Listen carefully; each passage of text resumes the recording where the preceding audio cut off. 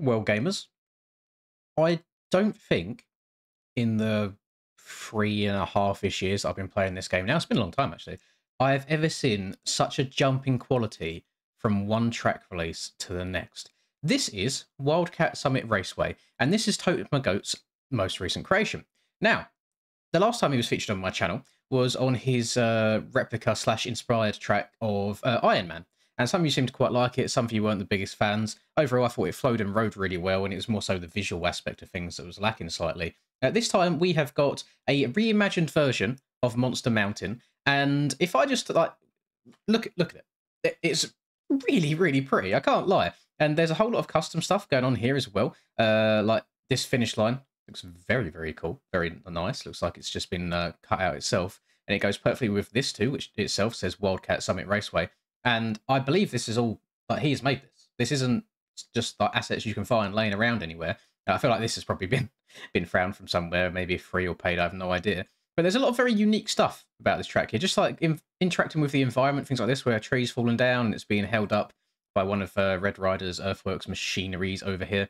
We've got a little bit of a split section coming through here as well, so we've got some variation in line choices, and it just looks nice. It looks really cool. It looks fun and flowy. Some bits of track do look quite narrow, so it would be interesting to see how it rides with a bunch of different people. But I love stuff like this as well, where you get to actually interact with some of the environment and some of the scenery. So we're going inside, let's just call it a warehouse for now, and then back out the other side. We've got our little lap or timer on the right hand side, which is very lovely as well. And all around, it just looks really, really well put together. It looks very, very nice. And also, if you see off in distance, he's put almost like a fog slash mist in the distance to, I guess, like hide the boundaries of the track.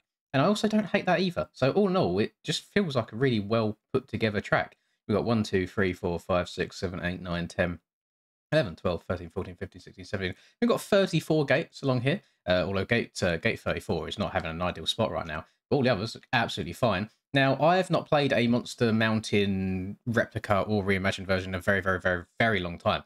I don't think since back in maybe like my sim days. Maybe it's been quite a while now. But I'm really, really excited for this one. So all of my oogling and praising of the track's appearances aside, I feel like we should spin some laps and see just how well we can get the old KTM 450 machine around this track.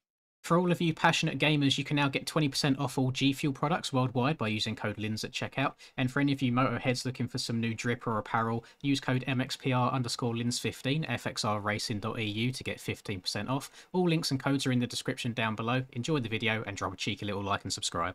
So, slight little blooper in the intro. You'll notice that the track is now a lot brighter than it was when I was panning around it. I had it loaded up in testing under the rainy in-game setting. Reason being is that last night on my live stream I was doing a race on Agueda, the MXGP at Portugal, and it was a rain race, so I practiced in the wet a little bit, so I do apologise for that pan around being in the wet, but now we have an even brighter track and it still looks really, really nice, I think.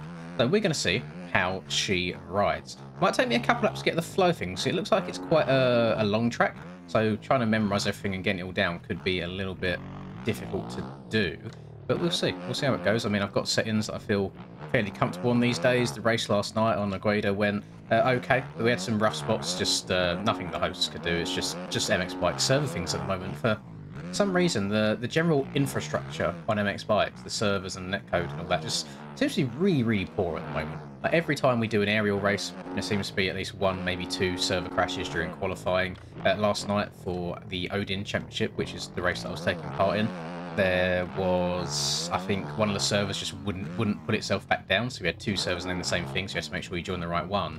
And then in Moto 2, the server crashed. I think it was 3 laps from the very end, so they just took the results as they stood, and thankfully I was in the lead at that point. Otherwise, I would have lost the overall. I had a really, really nice race, actually. I'm not sure the fear in people behind this is going to go well, is it? No, that is an L game moment for me. Yeah, I'm not sure the fear people have of doing a singular wet race out of the hundreds of dry races that we do in the game. I'm really not sure. I find it a nice little mix-up, something a bit different. Same as when we get to...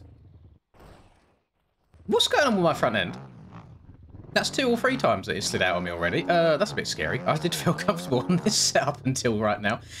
Yeah, so for wet races, I really enjoy them. I like when things are mixed up. Glendale, for example, in Supercross, when we went from the normal soft soil terrain soil type we use every round to normal soil, which made it a bit slipperier to give the effect of riding on the hard pack track, I really enjoyed that as well. And I wish we had a little bit more variation is probably the right word.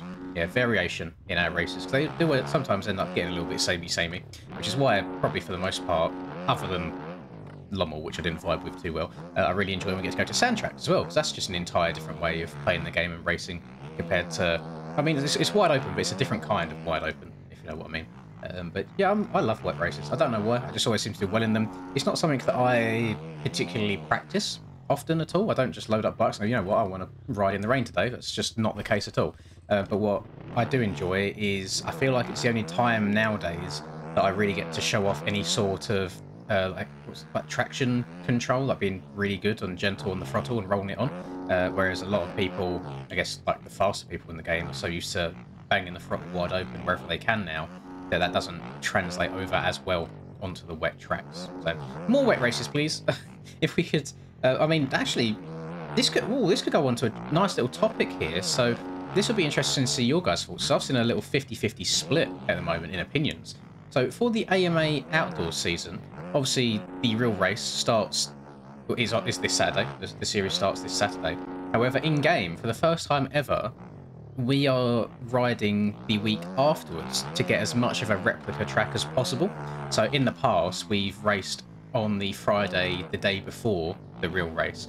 And what that means is the track creators have to build the track based off last year's track, because it's impossible to have a look at maybe like some press day footage on the day of, maybe some like glimpse pictures here and there, and have a whole track with a bunch of changes ready to go for a race in the same day. It's just not possible. It's not feasible. One of the biggest reasons alone is the time it takes to compress a track altogether. If you take, if any of you remember the free ridey trail track that I'd done not that long ago, created by Accelerate Big Mike, huge map. Get over it, thank you. There we go. Guess how long that took for him to compile together once he'd finished with it all?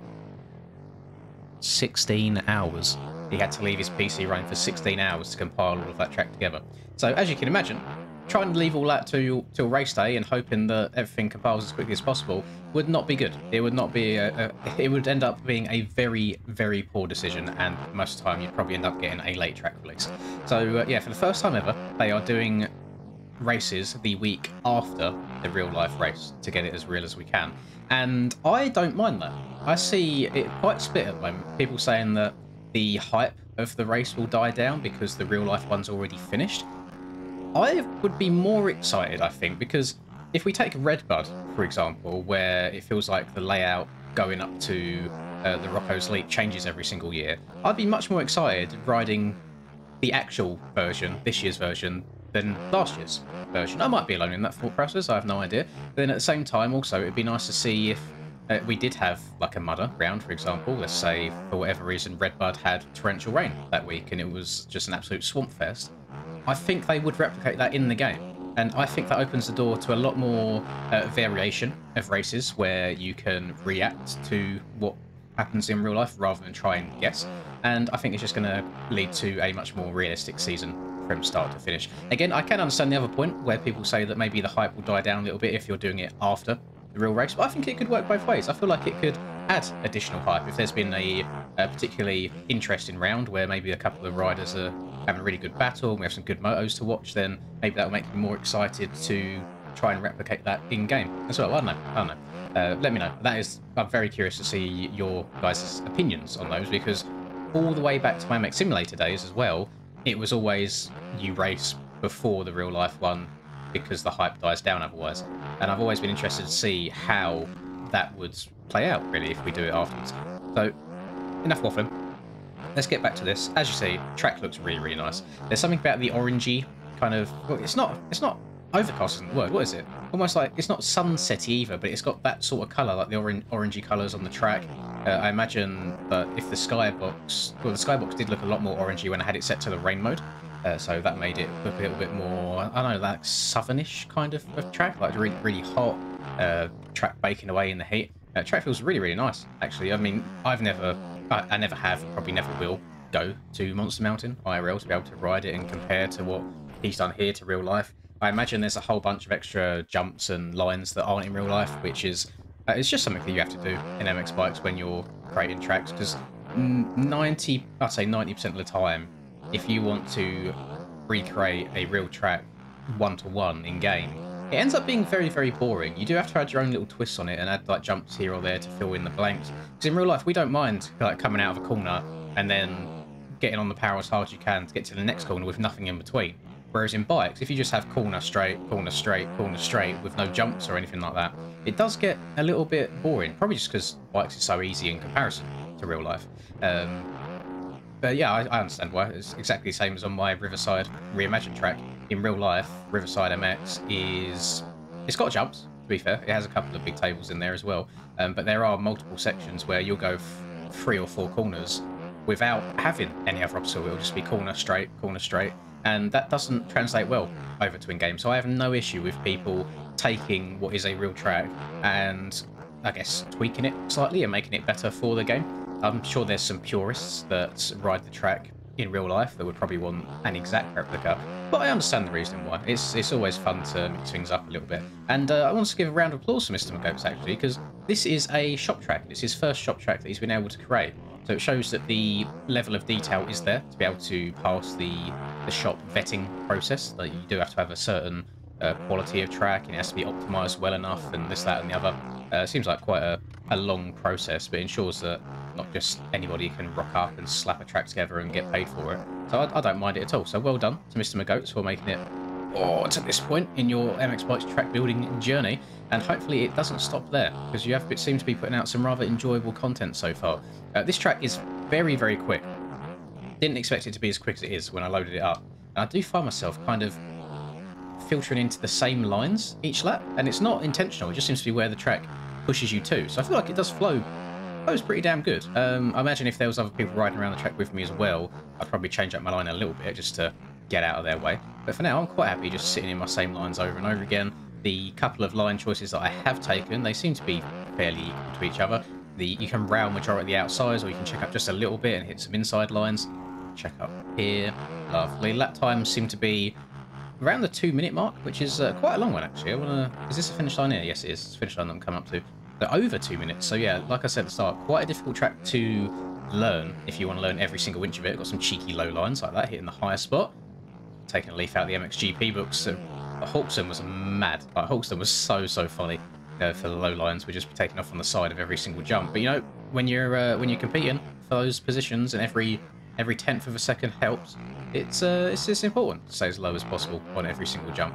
And yeah, it's been really, really good. Actually, really enjoyed it. It looks nice and pretty, which I think is one of the most important things these days. There's been such a increase in quality in tracks in the last year alone, that you can't just have a track that flows well anymore. Like, people will judge it very heavily on appearance, and I definitely think that he stepped up the game from oh god, what was it even called? I think it was called Blacksmith, was his Iron Man remix.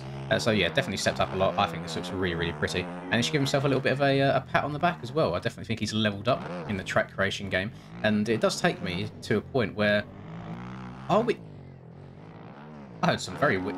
I reckon there's echoes inside that. I just heard a really weird, reverb of the engine. Yeah, it takes me to a point where I was playing some of Stone Rider's 2022 tracks the other day, and I remember back when them tracks came out, we was like, oh my god, these are like the new best thing. Jesus, these are insane. And then if you go back and play them now, it's hard to not compare them to the quality of tracks that we get now in 2024 in terms of appearance. Because a lot of them, and I hope Stone Rider doesn't take offense to me saying this, they look quite Play-Doh-y. They look a little bit mushy, but not the highest in terms of textures in the world. And I can't do any better, so it's not meant to be offensive anyway. It's purely an observation between that and between now. And I think it just goes to show how insane the level of detail is that we get these days. And I just feel like we're very, very spoiled. You know, there was a period of time back in 2021 where, I mean, we had Supercross tracks, to be fair, in 21, but the Outlaws tracks, we was rocking just any old stuff that had been around in the game for a while. I mean, we done races on Lerock, we done races on the old Lommel as well. We done races on, there was a very, very old Muddy Creek somewhere. I don't even know if that's still available for download. That was a really, really fun track to race on. Things like the original Baja made by Hurren, like the first one, the one that's like a lighter colour rather than a darker colour. And it was definitely a different time, and the game wasn't as I wouldn't say it wasn't as serious as it is now. Like, you would be able to just rock up after playing 5 hours in the last 2 weeks and still do really well, because no one took it seriously enough at that point. It was still mostly for fun. And yeah, it's just a different time these days. The quality of tracks has gone up insane. The bikes are a lot more capable than they used to be, and the quality of riders as well has gone through the roof. Like, people put in so much time into getting better at it and learning all the nuances and how to get around the various Boboso physics. And sometimes I wish I could go back, because it was a whole lot easier to try and get wins back then. I promise you, compared to now. But yeah, I'm very happy with where the game is getting to. But as we all know, there's a whole lot of work that needs doing. It's even just little things like, why after the last update do we now have people spawning inside each other when you leave and rejoin a lobby, and it then causes glitches all over the screens? I've seen it where people, let's say you're doing an aerial race in between Moto 1 and Moto 2, if you leave and join on a different bike, that somehow causes other people's games to crash. Does that make sense? No, not at all. And it's weird things like that I really wish would be at the forefront of the development cycle. Maybe one day. Other than that, updated netcode would be a W. Maybe more capable servers to where you could have everyone that was competing on that day in the same server, and you could run scripts just like Sim does, where it goes 450 race, now 250 race, so on and so forth. That'd be a big W. And then yeah, I'm not too sure what else I'd want on top of that, just as like a matter of urgency. Maybe just more game stability, less crashes, less wonky physics at slow speed, all that good stuff. Yeah, let me know again your thoughts down below. What do you think is an urgent, in need of attention on this game? Be very interested to see what the general consensus is. But very, very fun track right here. Quite straightforward, actually. I think I've been able to shut my brain off for the most part and just ride laps, which means that it's slightly on the easier side, 100%, but it means that it's thought out enough to where there's nothing that's just going to catch you out randomly. You can just ride around, have a good time, throw some whips over the old tables, and yeah, really, really enjoyable stuff. So, thank you, Mr. McGoats. Again, well done on getting a track on the shop. Very, very impressive. I imagine you're a very, very happy man these days after making it that far, and it's nice seeing the journey up to this point from what was it, lumberjack to blacksmith to now. Really, really good stuff. So give yourself a pat on the back, sir. Thank you, everyone, for watching. I really do appreciate it, and if you did enjoy it, cheeky little like for the algorithm, and subscribe to the channel if you're new. I'd really appreciate it. And yeah, don't forget to comment. Let me know your thoughts on the whole, first of all, racing after the real life race in game, and then also, what do you think the game needs right now in terms of updates? Very, very intrigued to see. So have a lovely rest of the day, whatever you're up to, and I will catch you all in the next video. Peace. I'm sacrificing my life, I'm sacrificing my mind, I'm sacrificing my sanity, but most importantly, I'm sacrificing my time. Boy, I feel fine, I feel like I am a king. Honestly, I can't complain. Even with faith that's the size of a grain of some salt, I will still move a mountain and do what I want.